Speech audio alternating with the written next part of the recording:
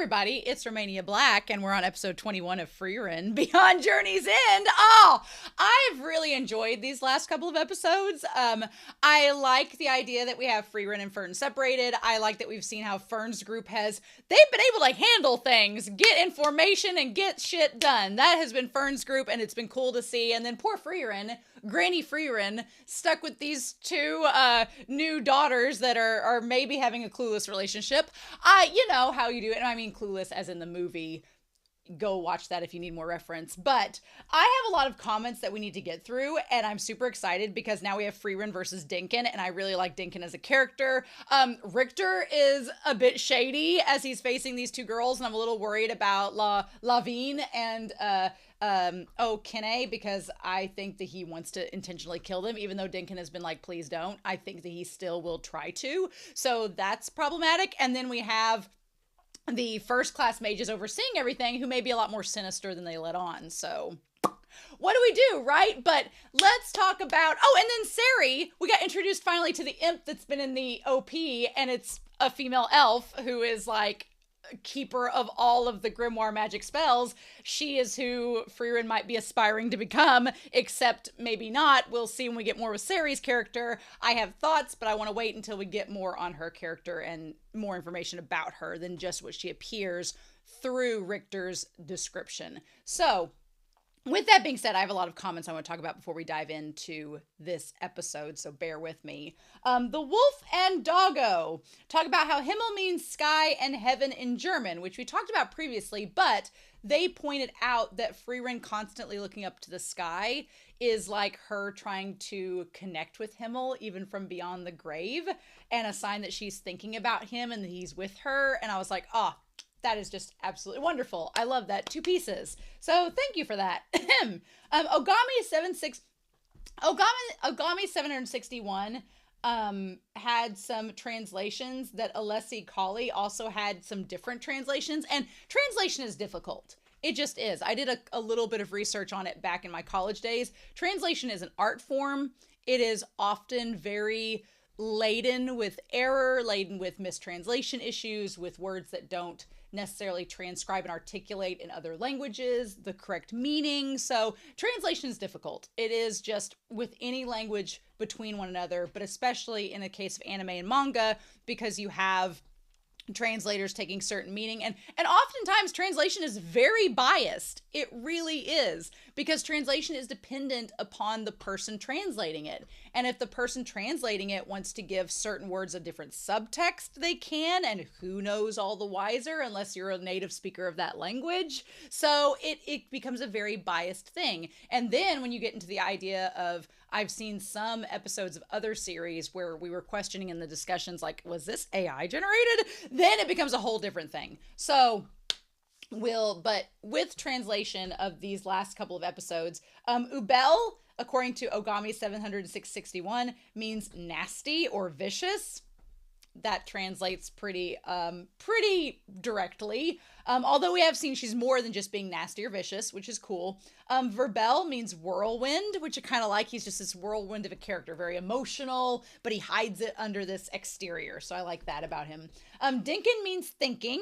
And honestly, when I saw Denken meaning thinking, what his character reminds me a lot of is, if you've seen the musical Hamilton, I was thinking back to the last episode, his character kind of reminds me of Burr from Hamilton. And if you know that musical, Burr kind of had a chip on his shoulder because he wasn't being involved in the decision making that was affecting him and the people around him. And I get a very Aaron Burr kind of feeling from Denken in the fact that he wants to become a first-class mage, not for the privilege, not for the wish necessarily, but for the ability to have power and authority to help structure and change the system around him, and possibly to protect the people that are his constituents or that he cares about. So I just get that vibe from Denken. We don't know a lot about him, but based on what Grenure was talking about in the last episode, I feel like that's kind of where his character is right now. And we'll see through this battle with Frieren if we get more from him. We'll see. But with that being said, Kane was the one that everybody had different definitions for. Ogami says teapot is what Kane translates to, but then Alessa Kali said that Kane translated to jug. My thing that gets me with it is I think it's kind of cool is it's a container that is able to contain and manipulate water, and that kind of relates to her ability to manipulate water, but only if it's in a containable area. So she talks a few episodes ago about being able to manipulate water in the lake because it was in a structure that she could control, that was within her means. She can't just go out to the ocean and control the whole ocean because it's too big. It's too big for the container. And I thought that was a cool way to connect the way her name translates to her ability. I thought that was really neat. Then you have Lavine, which means snow or avalanche. She can turn things into ice, connects to her power. Come on, Elsa. Love that. Genau, not Greno. Genau means precisely Greno. I like him a lot. He's very mysterious and seems like he's kind of sinister under the surface. I like that. And then still means silence. The bird that's really quiet but breaks the sound barrier. Yay, awesome. So thank you, Ogami, for those translations. Adam Young pointed out that with German words, sometimes the W has a V sound to it. So Lawine is Lavine, and then verbal is verbal. So good to know. I'm just at the point where I won't see verbal very much to finally get how to pronounce his name. Cool. But thank you for that translation information. At least with Lavine, we can translate that. And then Alessa Kali noted that Tur, which is where Cyan's friend went, means door. So I'm very curious to know if we'll eventually at some point catch up with Cyan and his friend, and it will be a door to lead them to another adventure, to another leg of the journey. Who knows what we're going to get with them. Christopher Peterson asked, why are there not older mages in the exam? And that's a really good question, because right now, as we know of, Serie and Frieren seem to be the only elf mages that we know of that would have an extended life. Most of the dwarves we've encountered are warriors, so their extended life is designated to another class. And Kraft, who is an elf, is a monk, but was probably a warrior in the past, so that's a little bit different. So that is a good question. Most of the mages that we have seen are human, which translates to them having a limited lifespan, and the fact that it's been 80 years since the Demon King was defeated, most of them have probably, even if they were prevalent during the Demon King's legacy and lived through it, they're probably dead by now. So that's why. And they make note that since the Demon King was defeated 80 years ago, that big driving force that had most mages needed is gone. So it's just the remnants. So there's not as much demand for mages. So the old guard, the older generation like Denken, just aren't around. They're just not needed at this point, right? And we've established with the test, with the exam, it's so dangerous that because there's not an imminent threat, or there wasn't an imminent threat until about 30 years ago, there wasn't a real big need for a first-class mage to exist. I mean, unless you want to try to get that magic spell, sure, but the risk and reward ratio depends on your skill level. So it's are you really going to try to get that reward when you're not at the skill level to earn it?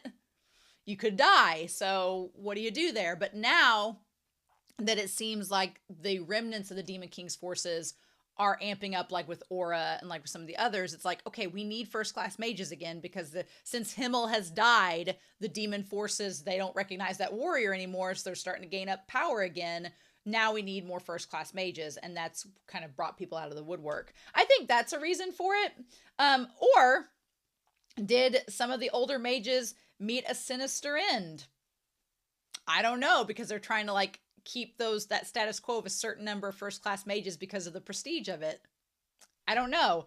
I feel what does it say? Elves can, what did I put down here on my elves can pass to. So were they, oh yeah, we're talking about the elves. Were they ordered to be killed off by the Demon King? And that's why Flom, because yeah, it's we don't see a lot of elves. I feel I had 2,000 mages. The elves numbers compared to mages, Christopher Peterson was talking about that as well, that there's 2,000 mages, but it seems like there's a lot less elves. We don't have confirmation of this yet in the series, but I'm wondering if the Demon King ordered the elves to be killed off, because if they did become mages, they can live. Because if you think about it this way, if you have humans that are mages, yeah, they're a threat, but they're eventually going to die after 100 years, and your forces, you can kind of like, they're a little bit more frail than an elf. But if you have elf mages that can live for thousands of years and get stronger and stronger and stronger, well, then that's a problem. So let's kill off the elves and not have to worry about them becoming mages. So I don't know if that's been the case, and that's why Flom had Frieren like hide as long as she could until she was strong enough to defend herself. Seems to be the case, but I don't know. And then I have two more things. I know this is a long intro. One, there's been a lot of discussion about the Stark cow milking scene because it is weird. It's just weird. It's not needed to have that weird odd close-up of Stark and the cow. And I was just like offhand questioning it just in the moment, being like, that was a weird take. But there's been so many people commenting, like trying to justify it. And I'm like, y'all, just let it go. It's just a weird scene. It's fine. But a lot of them were like, oh, well, the milking cow thing is to show that he's gentler around a cow, you know, with his strong hands. I'm like, look, y'all. Look, I don't know how many of you grew up on a farm. I grew up on a farm. And as someone that has legit milked goats for years, because that was a farm duty, and as someone that has legit milked a cow before, I don't think you realize there is no such thing as a gentle milking. It doesn't exist. You gotta get your hand around that teat and you gotta yank that sucker and have a certain kind of like angle and a certain kind of pressure to get that milk to come out. It is not like it is in a cartoon. It is, unless you've been to a farm and done it yourself, you have to have dexterity and hand strength to do it, which explains why Stark is the one to milk the cow, because he's strong enough to do it without having to harm himself or like work himself too much. But this whole gentle milking, no. That does not exist. You have to have a lot of strength. And everybody's like, well, that's so the cow doesn't kick them. No, they don't like getting milked, for the record. Unless you're their baby, they don't like you milking them, regardless of how gentle you do. They're still going to put up a fuss. And so they'll eventually get trained to let you do it, and they'll eventually be like, I don't like this, but whatever. But that whole, like, it's a sign of him being gentle, no. I'm sorry to burst your bubble and to ruin that analogy for you, but no. And if the authors of this series was intending it to mean that, then they did not grow up like the author of Silver Spoon and Full Metal Alchemist to know that that's not the case. So whatever. It's just like, I love people who are trying to defend it, and I was like, I hate to be that person to like put you in your place, but no. As someone that grew up on a farm and has milked animals, that is not the case.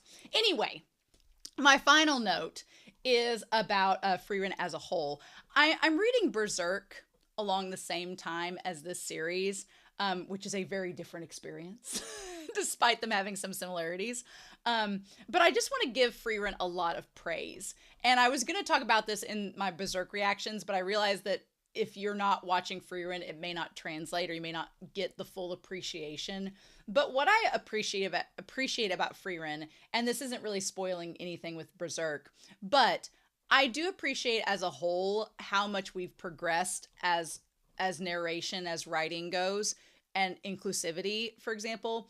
To have a main character like Frieren be a woman and be able to stand her ground and be powerful, and for it to be an accepted thing. And not only for it to be an accepted thing that she's powerful, can stand on her own, she ain't need no man to save her, but also for Himmel, being our medieval fantasy Jesus, to not only be a strong warrior who can rescue people, like Frieren even if needed, but is also an emotional support for Frieren. And he is serving from beyond the grave as a way to help Frieren to like explore her own emotional, like go on an emotional health journey, basically. And Himmel's kind of like leading that along. And I give Frieren a lot of praise as a series for that, because typically those type of like power structures within couples is something I've only really experienced in BL, where it's two male characters, because they're on equal footing and they're able to explore those relationships and those dynamics in a healthy space. That usually doesn't happen with a heterosexual couple in series that I've read. It's usually like, oh, the female character has to be rescued by the male character and she doesn't have as much agency or as much power.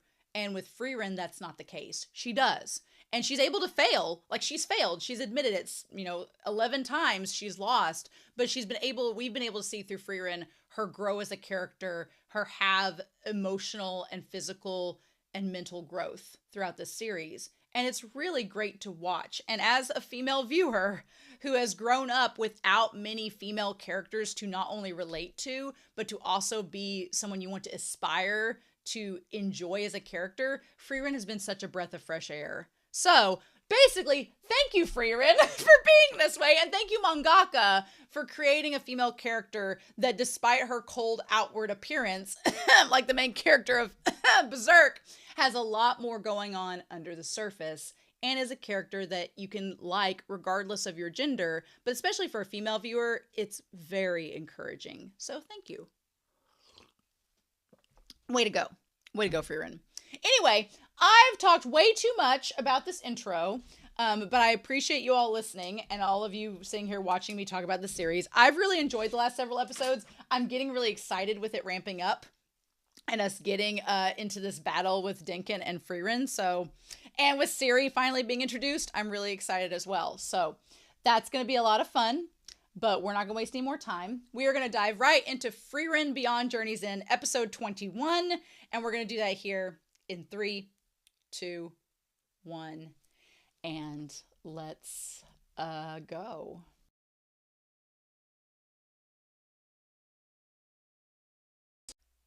I love this show so much. I am loving all of the things being set up. I thought about bringing Whiteboard Kun out, but I feel like Whiteboard Kun needs to be a special occasion choice. And honestly, I think if I brought Whiteboard Kun out, I would just write names on it. And the things I want to analyze are things that I just want to talk through with you all, because there's lots of things being set up. There's lots of little payoffs. There's lots of little things that are kind of just being set up for events to come. And I'm really excited about that. But yeah, start out the episode talking about the rain. The rain coming down. What I love that Frieren does so subtly, and that you just kind of have to like pay attention to the moment, is they start out by showing the rain coming down on the screen, which makes you think about it throughout the episode. And as Richter was facing Kine and Yavin, I was like, oh, well, she controls water. If there was a way to break the barrier, then the rain would all... And the rain's been set up for so long in this series so far during this first exam. They've been setting the rain up for quite some time as being important. And they've also been setting up little tiny things, too, about how the barrier's impenetrable, about all of the things. There's been a nice little setup, and I probably should have brought Whiteboard Kun out. Why didn't I do that? But we were setting up earlier with the city, the idea of the barrier that Flom created being impenetrable, right? And here we have Flom's mentor and teacher, Serie, setting up that her barrier is impenetrable. But as Flom told Serie, she's like, no, Frieren's going to be the one to break through it. Frieren's going to be the one to break through your barriers. She's going to be the one that's going to usher in the era of peace for mages and for the world, because of how strong she is, but she's not seeking power. She doesn't want what everyone else wants. And I love the idea that we get that kind of continuity of Flom setting up the barrier with the city. Flom's teacher sets up the barrier for the exam. Frieren busts through it. It's like, okay. So, but I like the fact that this show sets up little things subtly, like with the rain the entire time. We open with the rain, and the rain becomes something at the end that is used as a narrative plot device. I like that a lot. And the idea of, okay, well, Kine needs to use the rain in order to defeat Richter. And then once Denken started using all of his attacks against Frieren up against the barrier, I'm like, okay, that's what we're going to do. We're going to break the barrier. And I feel like the concept of breaking the barrier isn't something that was just thought up. The idea that Frieren's been analyzing the barrier has been foreshadowed for several episodes now, because back in episode 18, when they were first going after the still, Frieren was looking at the barrier when Kinney pointed it out and said it was raining on the outside. Frieren was examining it like, So it's not just, I don't think that, I could see how some people watching would be like, oh, well, it just so happens that Frieren's been examining the barrier and now she does it. No, she's been doing it for several episodes, but the show has faith that you'll pick up on it or that you'll go back and notice and go, oh yeah, she has been looking at the barrier for quite some time. Yeah. And now we see the payoff of it. I like that the show does treat you as an intelligent individual and is like, you'll figure it out alongside us. And I'm like, oh, okay, cool. And stuff that wasn't apparent from the first glance, by the time you get to the payoff, it all adds up and you're like, oh, that's what we've been doing. That's what we've been setting up.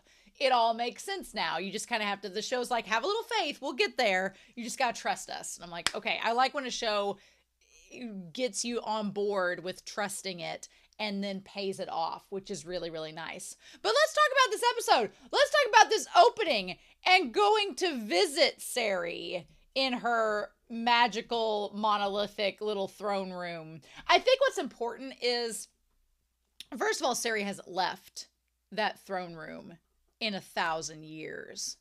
Serie is very much like a genie in a bottle.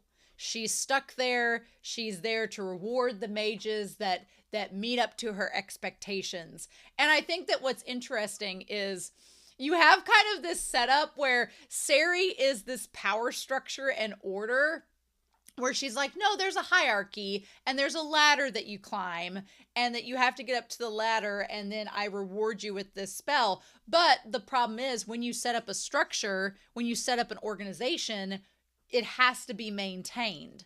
Otherwise, it falls apart and it no longer exists. And we've kind of been hinted at throughout this series of that happening because Frieren's like, oh, well, I don't really keep up with politics because it changes all the time. She's like, I don't keep up with this system versus that system. It's constantly changing and evolving.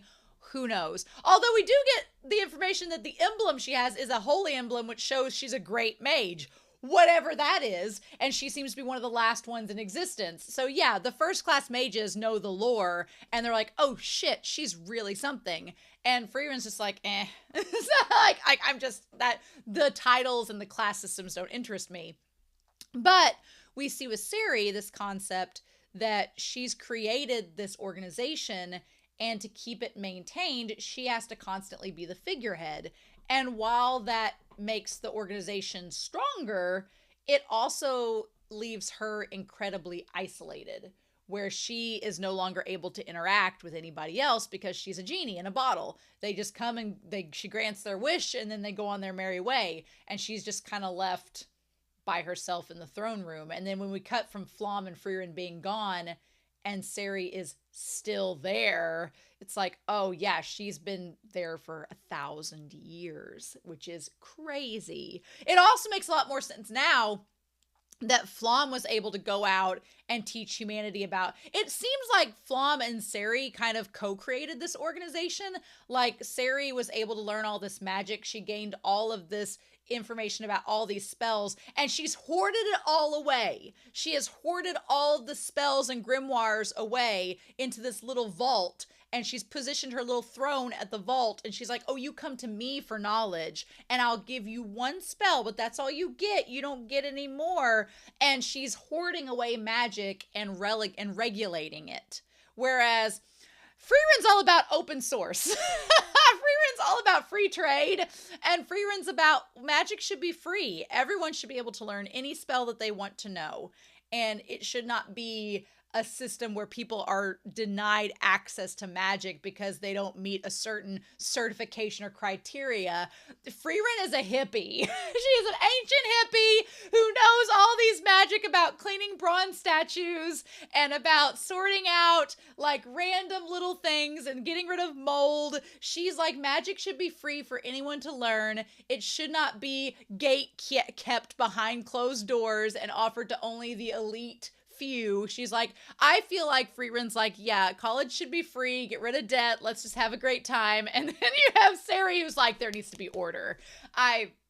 I simultaneously love how very different we are painting the morality and mindsets of Frieren versus Seri while establishing that they're both women, they're both elves, they're both mages. There's so many factors that are similar about them, but they're like gold and silver. They're two different things. And I love that we're setting up kind of like them both wanting to know magic, but whereas Seri wants to gatekeep it and only give it to the select few, Frieren wants to teach it to anybody. And it's like, anybody can know magic. Who cares? And just goes about sorting and finding it. I love the similarities and differences between them. And it sets them up to be rivals. It sets them up to be two different types of mages. It sets them up that you could ship them together if you want to ship them together. Look, Himmel's dead, y'all. We can't help that. He's gone. I'm sure he would never want Frieren to be with another man, but maybe he'd be okay with another lady elf. I don't know. Just let me multi-ship, please. I would always ship Himmel and Frieren first and foremost. Don't you worry. But, you know, I want Frieren to be happy, and I kind of want Seri to be happy too. How poorly isolated and alone must Seri feel? And I feel like elves kind of in this world seem preconditioned to be okay with being alone. Like we see all the humans desiring these connections and relationships and they want to be together. And then you see like Kraft and Frieren and Seri and they're like, yeah, we've been alone for 1,000 years. Who cares? We're fine with it. But I'm like, are you really fine with it? Because we see Frieren over the course of this series kind of expressing more and more how much she cherishes these relationships and she's growing to appreciate them more and is learning from the humans around her. Whereas Seri and Kraft just seem like, okay. But we've learned from Kraft, he, you know, had a friend, a companion that was a human and they died. So maybe that's just them, you know, accepting their grief and moving forward. And maybe Seri is the same with Flom. I don't know. I'm very curious. It's interesting that Seri and Frieren are both connected to Flom. It's very interesting. I want to know more about Seri and Frieren, but I feel Frieren's action of destroying the barrier was a declaration of war. It was Frieren saying, "Hey, bitch, I'm here. I'm here. I'm here to be clear. I'm going to be a first-class mage. This system is stupid. Why are we going through all of this trouble? You're killing people. Why are we going through this trouble? Just let people be first-class mages." Because honestly, from Frieren and Denken's perspective, the privilege thing is stupid. They're both like, magic should be free for anybody to learn.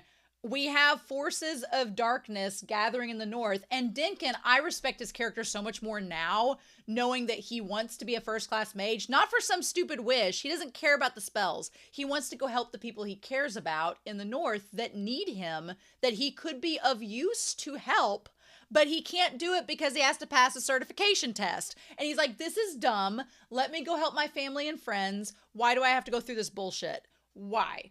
And so I respect Denken a lot more. And I feel like Frieren's declaration of war here is like, this test is stupid.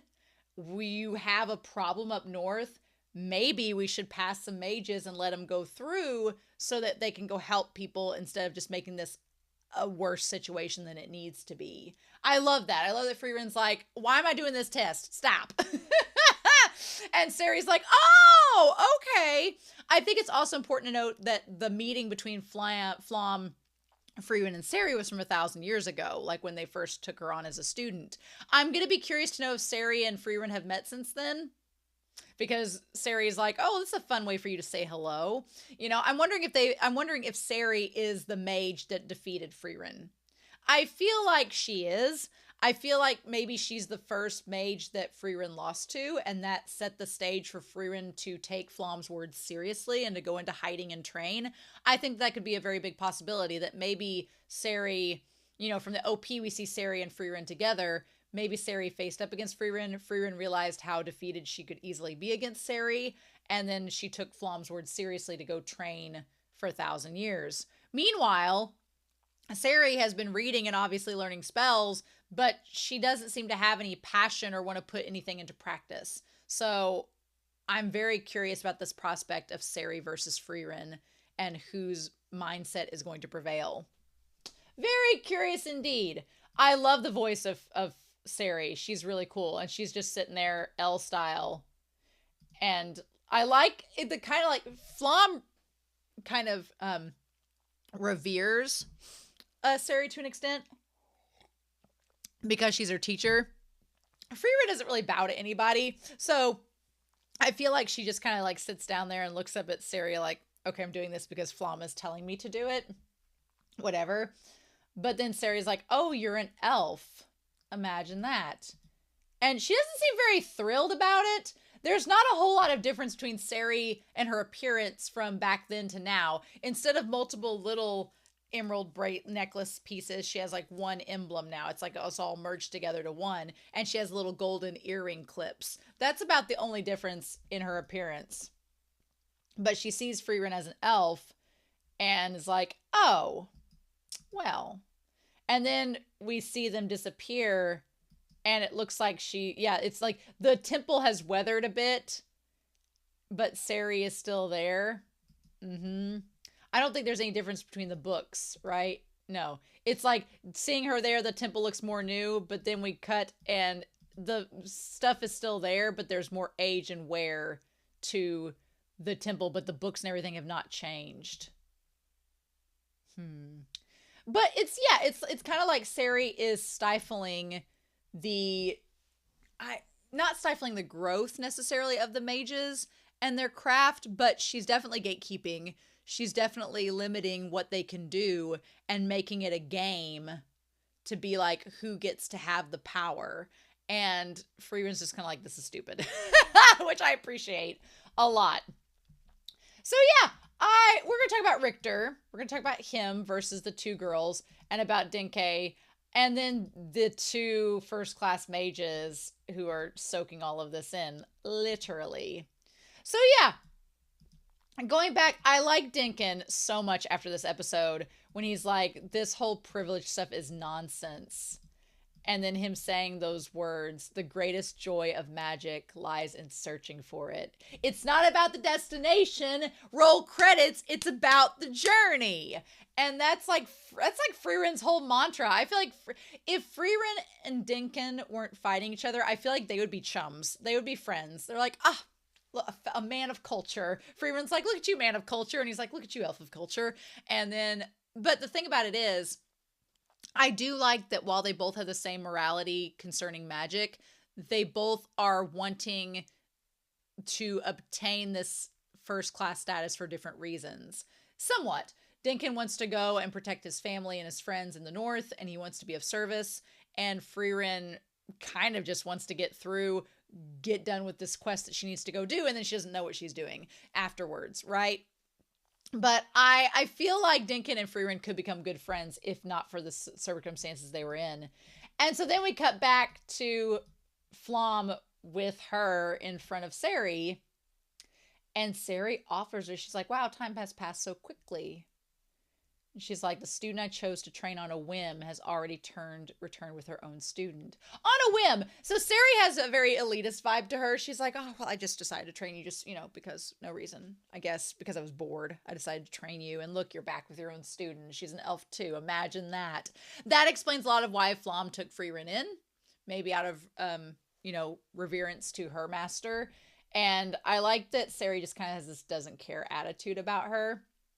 And she's like, this is Frieren. I also love that Frieren has such cold tones. Like her dress, even though it's white, is off-white, but in a cool way. And then you see Sari, and she has like the short skirt, but it's like even the off-white there is more like kind of dusty. It resembles the color of book pages when they start to turn yellow. That's what her robes look like, which is interesting because she's surrounded by books that are slowly aging. I think that's a cool twist. Like it. She's like, oh, an elf. And she's like, she's strong and I like her. And Frieren's like, hi. She's like, tell me what spell you want. I'll just give it to you. I like that she makes all the other mages go through this ridiculous exam, but she just offers Frieren a spell. And Frieren's like, I don't want one. Like, that's kind of like cheating. I have knowledge of nearly every grimoire that's ever been written.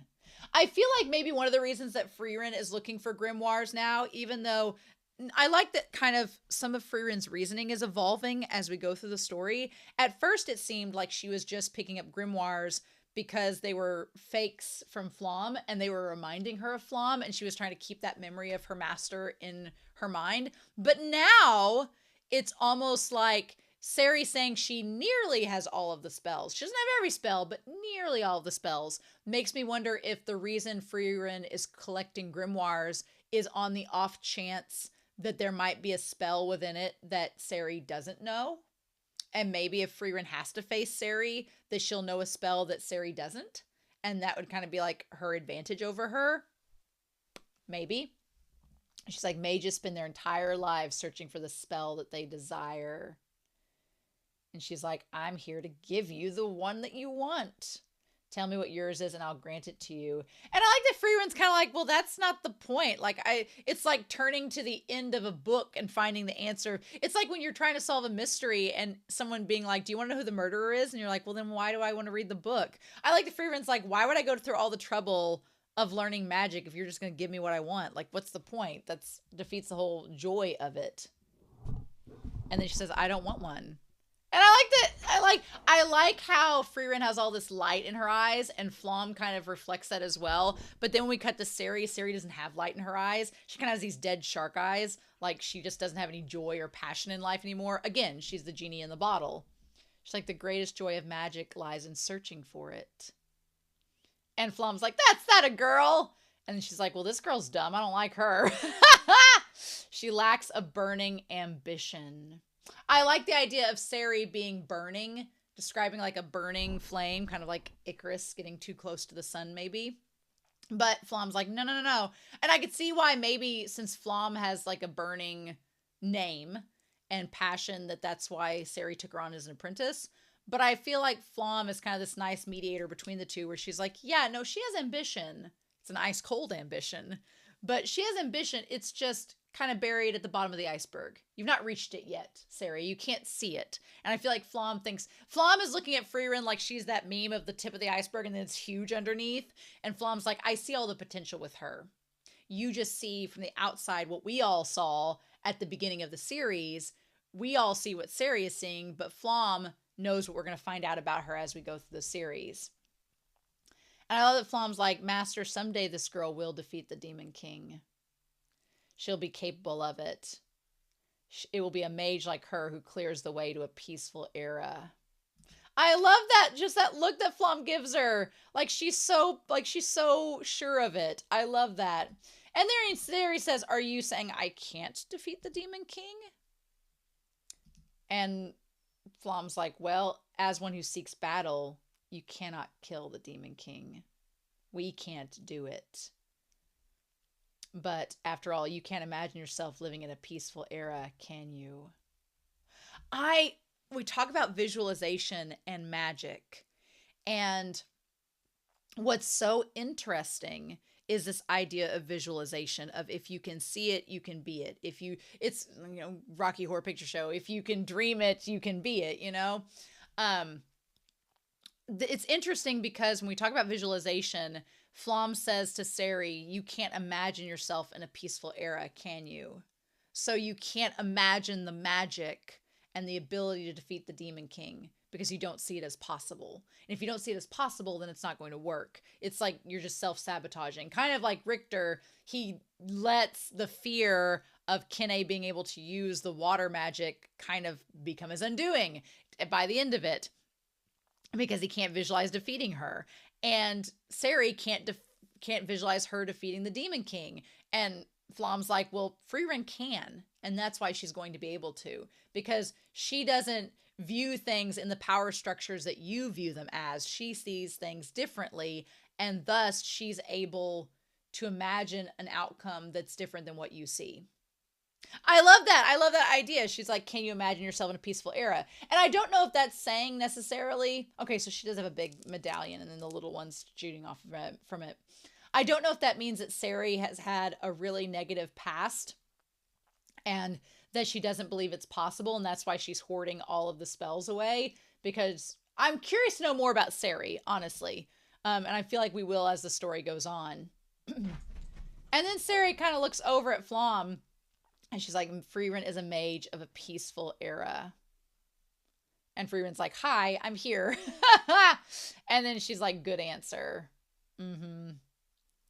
This is how mages ought to be. She's like, mages should not be battling to the death to get their hands on like a special golden ticket. She's like, we shouldn't be doing that. I feel like Frieren is like, we should all be Charlie Bucket in the Willy Wonka world. We should all be Charlie Bucket and just enjoy the ride, enjoy the journey, and take life in for all of its beauty and wonderment. We shouldn't be worried about what power structure and ladder can we climb to the top of, because at the end of the day, that doesn't matter, right? At the end of the day, that's not going to be the one thing we remember when we're gone, or that we will be remembered for. The series goes through a great deal of time explaining how all of these heroic feats you have, all of these great things that you've done, 50 to 100 to 1,000 years from now, nobody's going to remember that.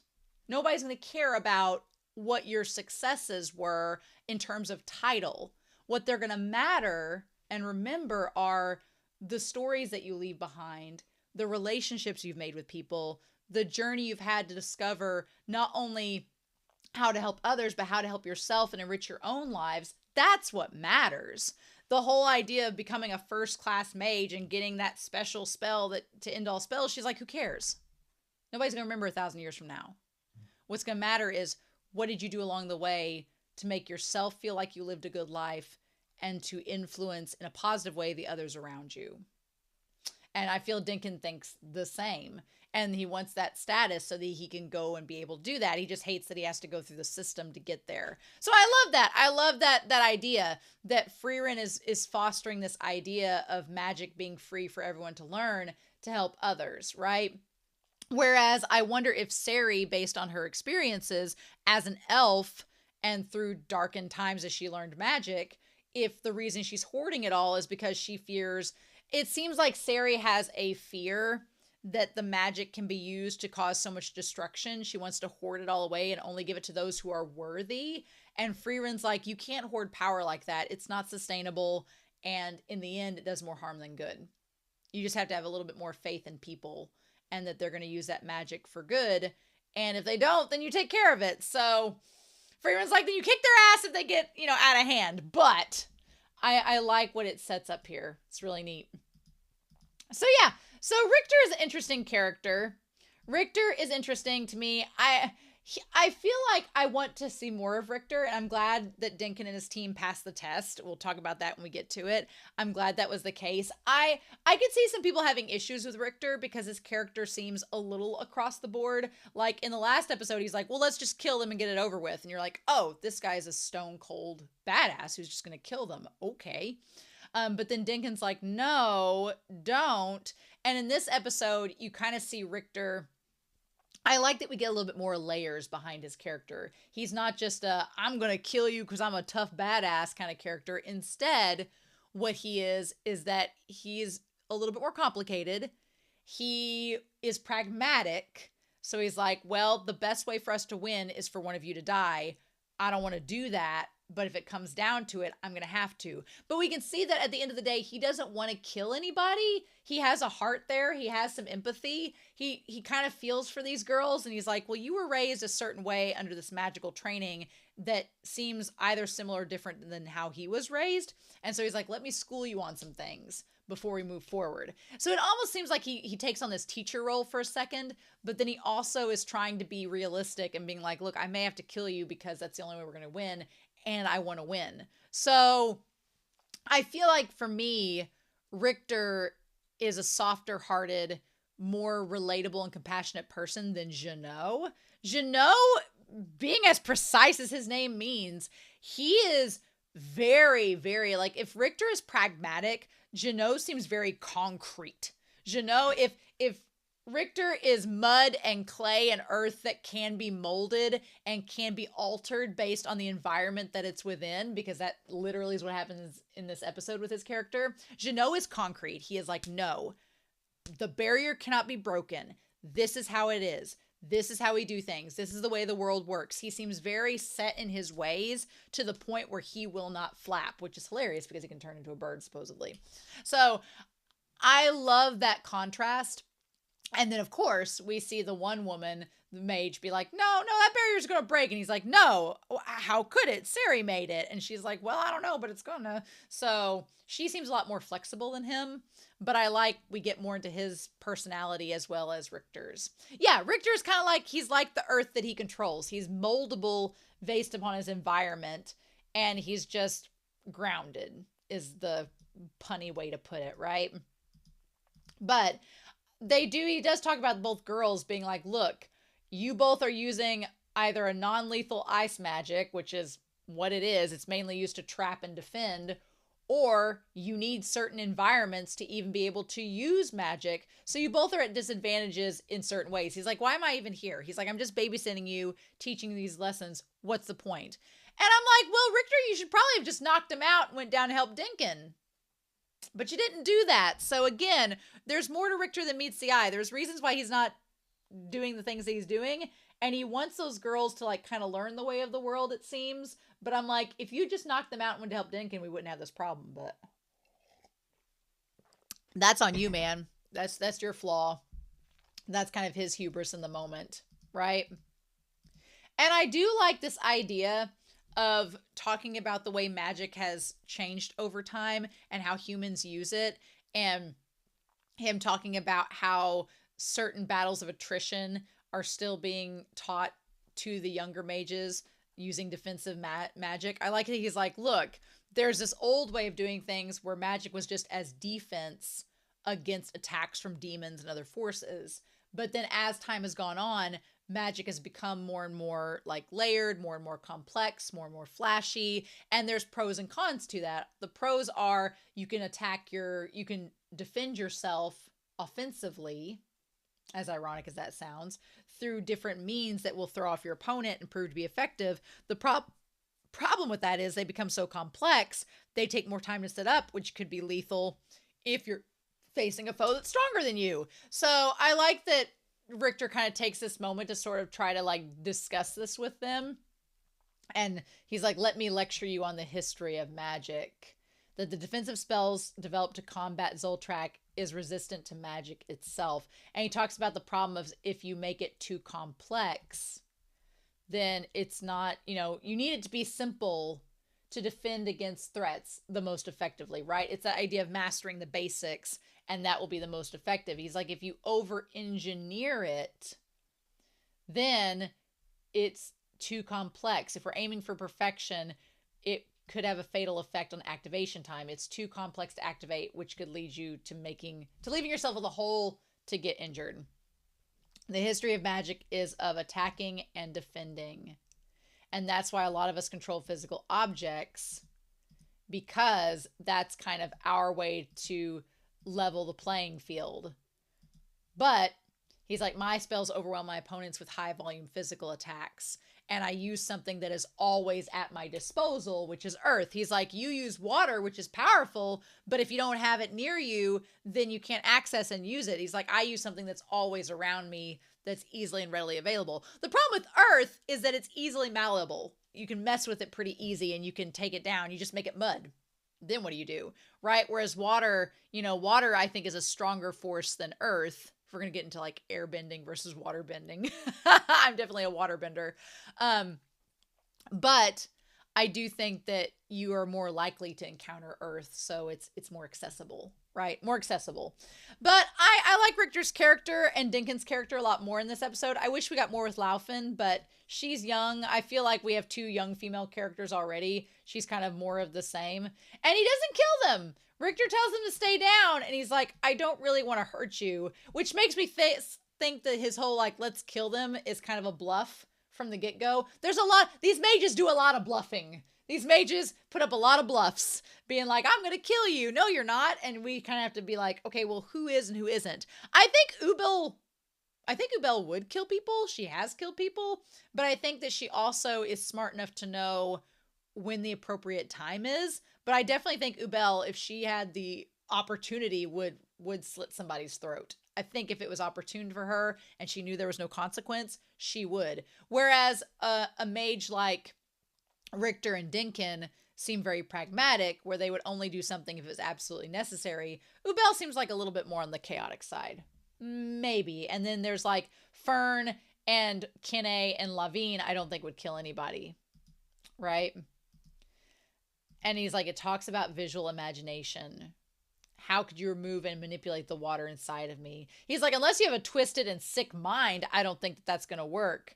Even if there were water here, a small girl like you is no threat to me. The moment he said a small girl like you is no threat to me, I was like, oh, you're going to lose. The moment he said that, I was like, yeah, you're going to lose this fight because these girls are on Frieren's team and Frieren ain't going to lose at this point, I don't think. So I knew that he was probably going to get some comeuppance. Also, the fact that he's like positioned where he's standing up over them, like he's towering over them. I was like, this show seems like it's like subverting things like that. So you're probably going to lose to these girls, which I'm fine with. The breaking barrier scene, we will talk about it here in a moment, but I'm perfectly fine with that. But yeah, I find it really interesting with Richter's character and the idea of using the water and everything. And then Lavigne says, I hate adults like you. And she's like, but I figured out one thing. You're lying. She's like, I can see through you. If you loved fighting enough to lecture us on us, you would have beaten us somewhere there was water. She's like, what are you afraid of? I love this moment because, yeah, Lavigne brings up a pretty good point. She's like, if you were really secure in your strength and you knew that you could beat us no matter what, you would have let us fight near a water source because you would have known that regardless, you have the upper hand. But you specifically isolated us and you took us away from water because you know that if we have access to water and we're able to use it, then we will be able to beat you. So Lavigne kind of sees through and she's like, I can visualize a victory for us as long as we get some water. And you know that that's going to happen. It's like, she's like, I see that you got that self-saboteur in you, Richter, and we just need to exploit it and find a way to get access to water to stop you. And then we got this in the bag. But she's like, I see through you and you claiming to be really tough, but you're not as tough as your exterior lets on. Meanwhile, we have Denken versus Frieren, and Frieren just going all out. And I like that Denken's very realistic. He's like, I'm pretty strong, but I don't know how old this elf is. She's probably got more mana than me. I see the writing on the wall. So he tries to just go all out. And I don't blame Denken. I think I would do the same if I was in his position. And she kind of just lures him, though, into using all that magic around the barrier to where she can analyze it more, right? I like that Richter's just like, he's at this point given up. He's just sitting there being like, well, we're kind of at a stalemate. You ladies aren't going to give up till I kill you. I don't want to kill you. I know I technically have the upper hand, so let's just hang out here. I can see some people complaining that Richter doesn't kill them, but I think that's the point of his character. He wasn't going to kill them from the start. It was all just a big bluff. And he's just being pragmatic and waiting to see what ends up happening. And I know a lot of people could be like, well, if he's pragmatic, he would have killed them and gone back to Denken.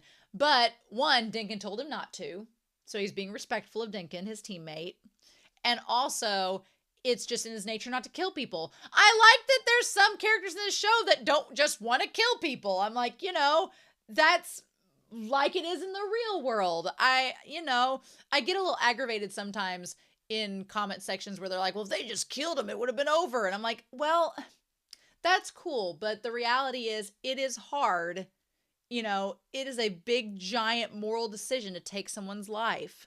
And I like that this show treats that decision seriously. It treats it seriously. Like, if you make that decision to kill someone, that is a choice. And that is a very big choice. And that will affect you on a permanent mental and psychological level. And we take it seriously. And I like that this show does that. It's not just like a shonen where they're just hacking down bodies left and right. We're just killing people left and right. And there's no repercussions. It's like, no, this series takes a death seriously. And I appreciate that.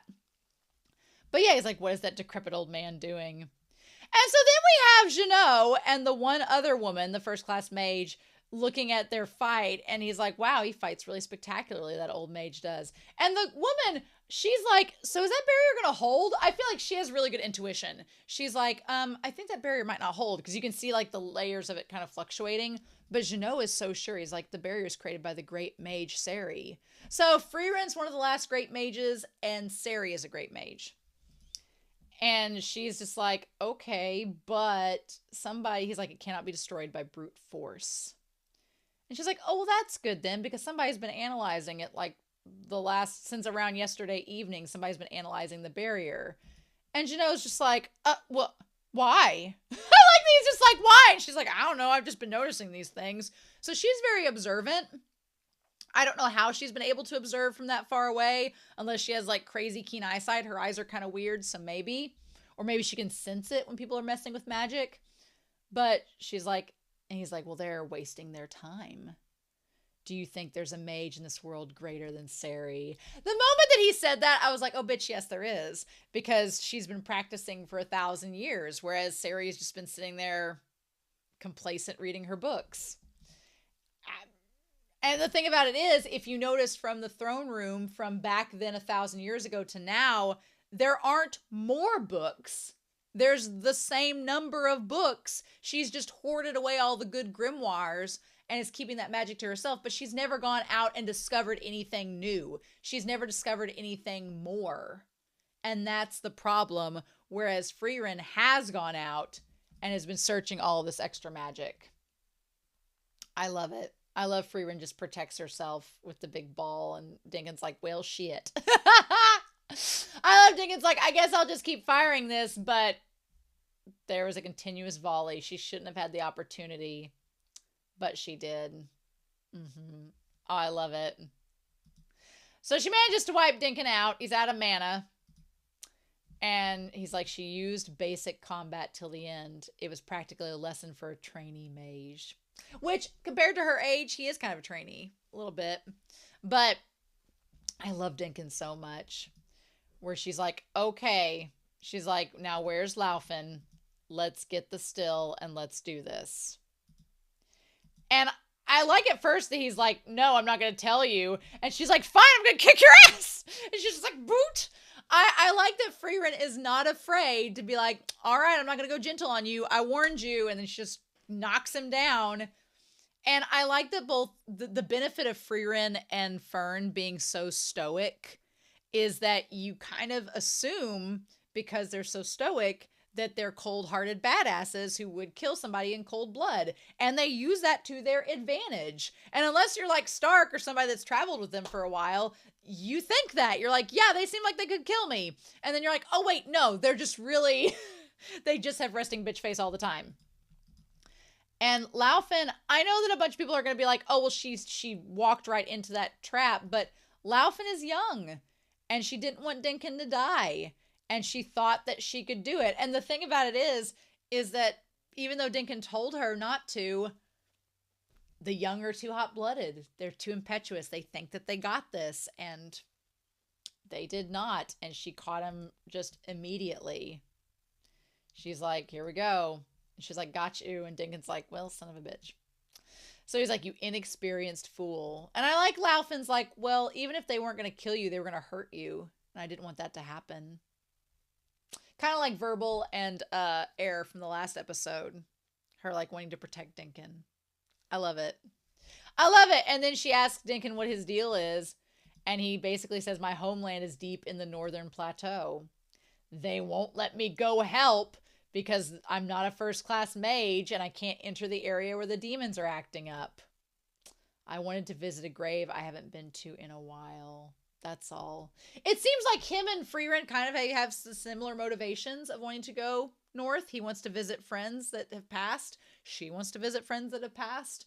So the moment he said that, and we see Frieren kind of hesitating and just looking off to the side like, I wanted him and his team to get a still. I was like, oh, I want him to carry on and keep going forward because I want them to pass the test and be able for him to go do his thing. Now, what the second part of this exam is, I don't know. So I feel like since the girl mage is involved, it's going to be something like with illusions, or I feel like Genoa's test was all in very pragmatic, concrete brute strength. That's his forte. Hers seems a little bit more, the way she is seems a little bit more clever, a little bit more strategic. So I'm curious to see what that's going to involve. And Land made the comment saying that they're all going to have to act individually in the second portion. So That's going to be interesting. They're not going to be, it's like on Drag Race. You were all judged as team. You were all competing as teams, but now you're going to be judged individually. That seems how the second stage is going to be. And he's like, Richter will kill them before he faces you. He's capable of making pragmatic choices. So Denken tries to throw that bluff at Frieren, being like, hey, you probably need to go stop Richter because he's going to probably kill those girls. But the key word here is capable and probably, meaning that Denken didn't say he always makes pragmatic choices. He says he's capable, but it doesn't mean he's going to follow through. So I think that's important to note about his character. And Frieren's like, no, they'll be fine. They're going to win. I just finished analyzing the barrier while we were fighting. You know, I'm 1,000 years old, whatevers. And so as Richter's like, fine, I'm going to finally have to like get rid of you because otherwise we can't let you all lose. I'm going to have to actually kill you. And she's like, yeah, I'm going to destroy the barrier now. I feel like, look, I'm sure a lot of people are complaining about Frieren being OP as hell. My thing is, one, she's 1,000 years old. She has reasons. Two, I watch Dragon Ball Z, and if I can handle Goku being OP as hell, I can handle a 1,000-year-old elf mage being OP as hell. Let's just be real. And then also, I love the idea of I love the concept of an OP mage that isn't striving to be at the top of the ladder. She just wants to go collect her spells, see her dead boyfriend, and go about her day. Let her be. Compared to like the all-powerful genie that has been upholding an organization and gatekeeping magic for 1,000 years too. I love the setup. I love what it's setting up here. And then her just being like, yeah, I'm about to destroy this barrier. And then, yeah, Jeannot's like, well, it's impossible. She can't destroy the barrier. No. And then even if the world was turned upside down. And she's like, yeah, here we go. Here's my spell to do it. And she breaks the barrier. Oh, I love that shot. And then the one female mage being like, yeah, it's going to break about your big speech there. And then it just shatters. And him being like, Sense. Who is that elf mage? So her name is Sense. Okay. Interesting. What does sense mean in German?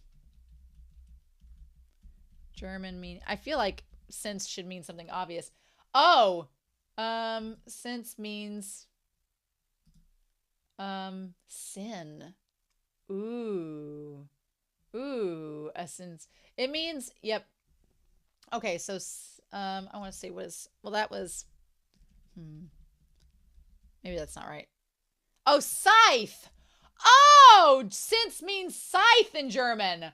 Oh, okay. Well, her hair in that last image looked like a scythe where it was like ribbons, looked like a blade. Her hair did. Oh, interesting. Maybe her hair can become a scythe. Maybe her purpose in the second exam is to cut through the rest of them she's a reaper. Ooh, I'm excited. That's interesting. Sense. Okay. All right. Because what? I'm going to do the math here real quick. They said 18. We had 57 start. Divided by 18. Or 18 divided by 57. So only like 31%, a third, got through the first part of the exam. So they're down to 18. Okay. Yeah, her name meaning scythe is really cool. I'm excited about that. I'm excited about that, y'all. Yes, please. And he's like, who is that elf mage? And then she's like, she had a holy emblem. She was part of the party of heroes. The last great mage. Well, you said that Serie was a great mage. Maybe that just meant in general. And then I like that we cut back to Serie in her vault saying it's been 1,000 years and this is how you say hello, by breaking my magic. Uh-huh. This is why I can't quit being a mage. Okay, so we've seen she has the ear clips now. Her hair's changed a little bit. She has one brooch instead of the necklace with all the different beads. And her robes have changed a little bit. This is why I can't quit being a mage. In the world of magic, sometimes the world is turned upside down. So I really like what this is setting up. I love the idea that it's setting up Serie being like saying she's this, not to say that she's holier than thou, but kind of being like, well, although like Jeannot, some of them kind of put her on a pedestal of being like a goddess. So then her saying, well, I have to uphold the standard of magic and all this because there could be someone like you come along that just upturns it all. So I live for the people coming and turning the world upside down. That's why I gatekeep all of this magic to myself. And I'm like, I love it. And Frieren's like, yeah, magic should be free, actually. I think that Kinney and the others should be able to use whatever magic they want, so no. I love it. I love what it sets up. I love this rivalry. And she's like, I felt sorry for Kinney. Magic should be free. She should be able to use the magic that she wants. And she's like, can you imagine defeating a mage who controls water in the rain? I can't. And I doubt that Richter can't either. Yep, and then that hesitation and everything. And then she's like, I can see why you feared a spell that could control water. Because it's the exact type of attack that you were talking about using. And it could be used against you. And he's like, this is why I don't like water. Poor him getting just flooded with it. Also, can we talk about Denken and how he used his legs to straddle Richter and keep him from flowing away? I thought that was really super cute. Yes, please. So yeah.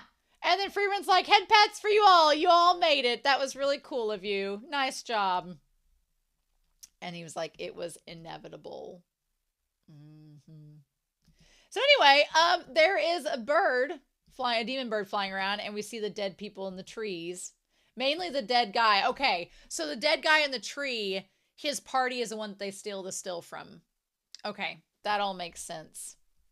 What's interesting is that you had Verbal's group who kind of gave up the idea of catching... Well, they gave up the idea of catching the bird, and then they ended up getting one, right? Yes. They were going to give up, and then the bird was right in front of them, and they managed to catch it. So they're still in the game.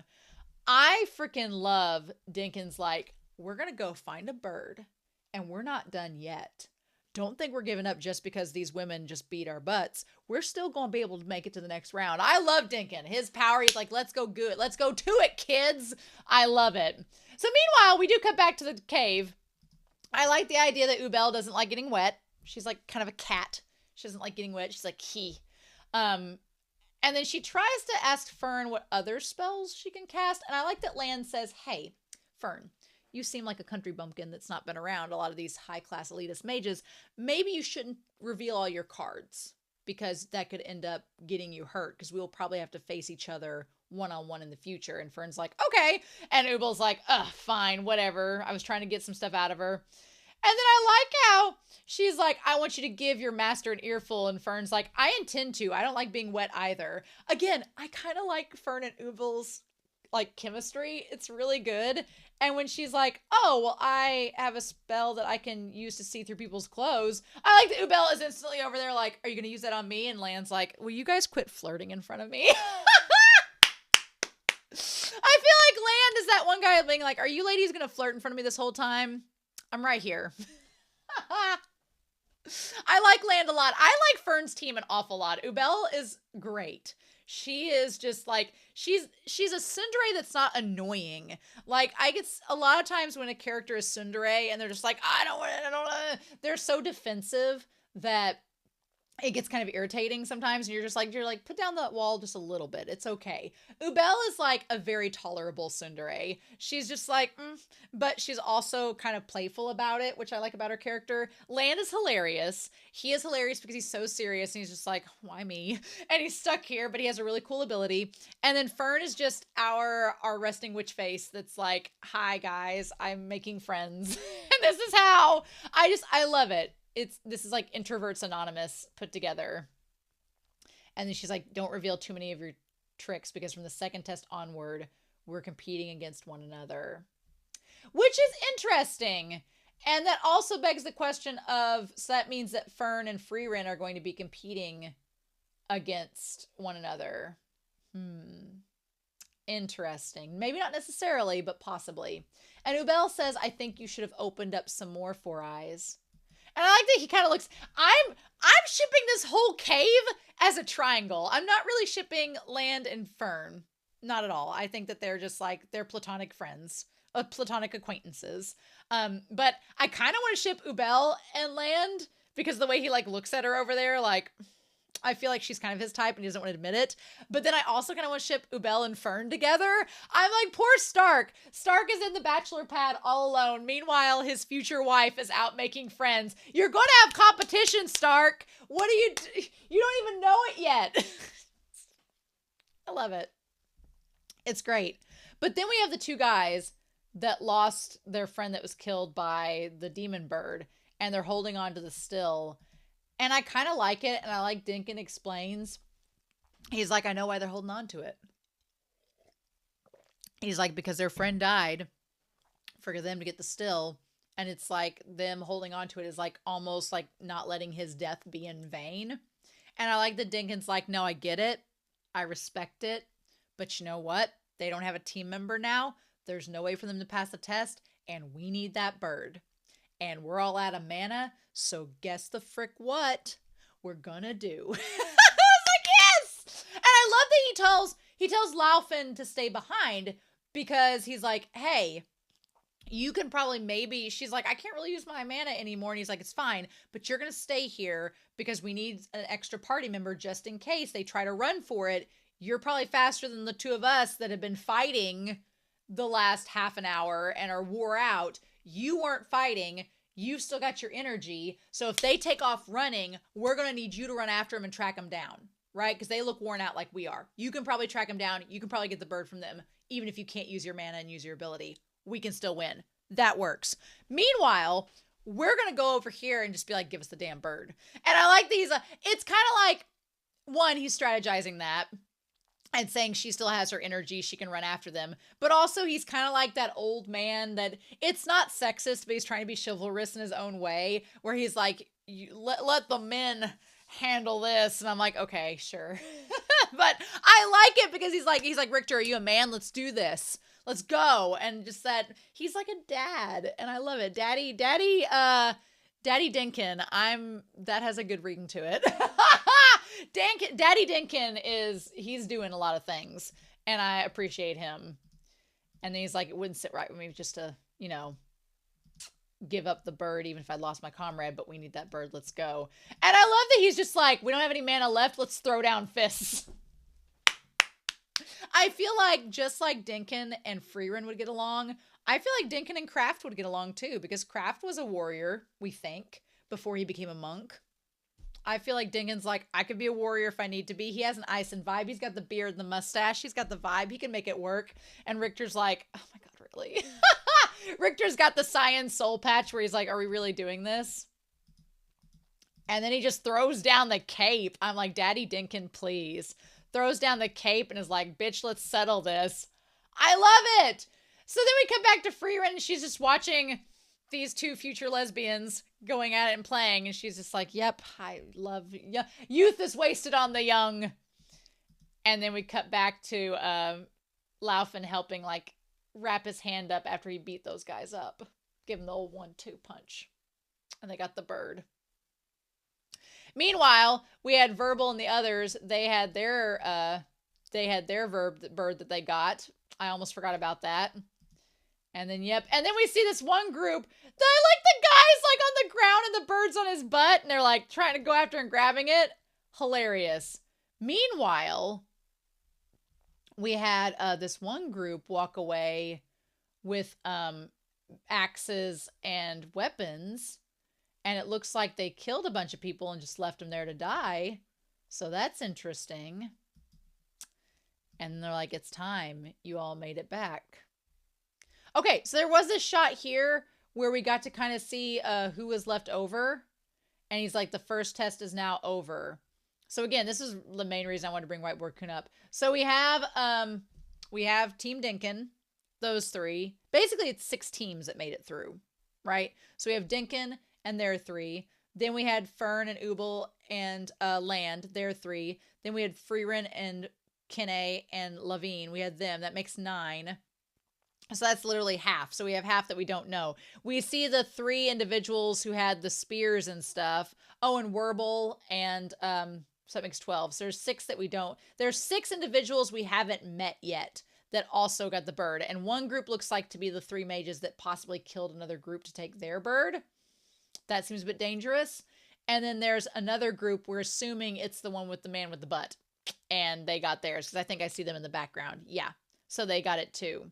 I find it interesting that you have Verbal's team who got the bird using his magical ability, and it was just pure luck that it worked out. Then you have Denken's team who just used their fists and took care of a situation but they didn't kill anybody. They just took care of a situation and made the most out of it in a very pragmatic way, which describes their team really well. Then you had Frieren and their group, which used their intelligence and their magical ability to get the bird. Then you have the 4th team, which is Ubel and Fern and Land, who were just OP as hell, and they got lucky and made it work. I like you have 2 teams that used luck. You had Verbal's team and Fern's team that just got lucky and it worked to their advantage. You have Denken's team who were pragmatic and used their fists to peacefully as you can be, get the bird. Then you have Frieren, whose team used magic to peacefully get the bird without any casualties. I say peacefully because nobody died in Denken or Frieren's team's situations. Nobody died in Verbal and Fern's team situations. Then the last 2 teams that you have, one seemed to get completely lucky. They seem to be 3 individuals that lucked out in the most non-violent way possible. And then on the opposite end of the spectrum, the 6th team, the ones with all their mage staffs out, they seem to use violence and murder to get the bird that they wanted. So that's our teams that made it through the first exam. 18 individuals passed the first test. The second test will be 3 days from now. And I like that, he's like, you're going to get details later. I like that Fern looks over to Frieren and she's just like, hey, we did it, huh? And Fern's like, we did do it. All right. And they're like, okay, you're dismissed. Cool. Meanwhile, it's been 2 days. Stark's had 2 days to himself. He's had a weekend. He's had a bachelor weekend alone. And he's like, it's been 2 days. I love that he's at the bar. And he's like, I can stay up as late as I want. Fern's not around to get mad at me. He's like, I'm so happy. It's scary. And he's just sitting there and the bartender's like, it sounds like you got it rough, buddy. I love that he's like, yeah, you're having a great old time, but you're sitting here at a bar talking to me because you're actually sad and missing them. Which it sounds like they're going to be able to take 2 days off. So it looks like they're going to be able to meet back up with Stark, which is going to be fun. I'm sure he'll be like, I was doing perfectly fine. I'm like, Stark, you don't even realize you're married, but you're married, dude. I know Fern, I know your girl Fern is off getting her degree, but once she's graduated, I hope you maybe, I don't know. It feels like if they are going to get together romantically, it's going to be like an end of the series thing, but it's there. They are literally together already. I really loved this episode to go, oh my God, I've talked about this for an hour. Holy cow. I've talked about this for an hour, but it was such a good episode. I loved it. I love the dynamic that's being set up with Serie and Frieren. Love the character development we're getting with all of these side characters. There's 6 that we haven't quite met yet, so that's interesting. But I wanted to go ahead and record this episode, so I have not looked at the comments for episodes 18 and 19 yet, but I'm going to hopefully do that soon and then get back to you with episode 22. So anyway, we're going to see what happens next in the second exam, but I'm super excited. So I hope you all enjoyed this reaction discussion. I look forward to hearing your comments down below, but I hope you all have a wonderful week. Please stay safe, take care, and yes, I'll be back very soon with more Frieren Beyond Journey's End.